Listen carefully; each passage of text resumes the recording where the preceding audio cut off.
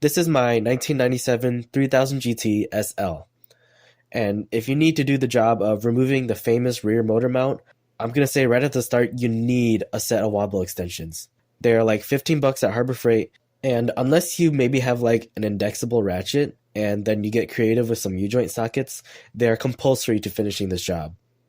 First, remove the battery, air intake, the battery bracket connected to the windshield washer reservoir, and then the windshield washer reservoir bracket too. There are 4 bolts at each corner of the motor mount holding it in. The rear passenger side should be super easily accessible. The drooping of the motor mount made the passenger side front bolt inaccessible, so I had to lift the engine from underneath for it to be able to clear the socket. Do not ever lift the engine by the oil pan.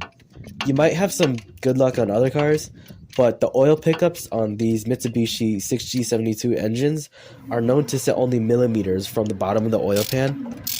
The oil pressure loss from even a small indenting of the bottom of the bowl is one of the most common reasons for engine failure.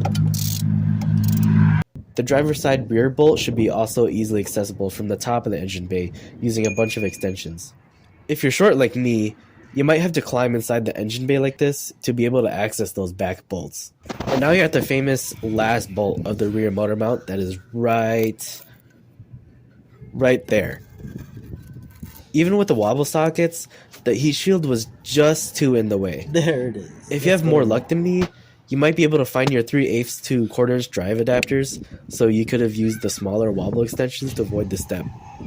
Once you get that last bolt out, and then also the main engine bolt, you might be excited and try pulling it out, but chances are you'll get stuck on this line here like I did, so you'll have to go under the car and remove this bolt back here. I'll save you time and let you know to bring a monkey wrench.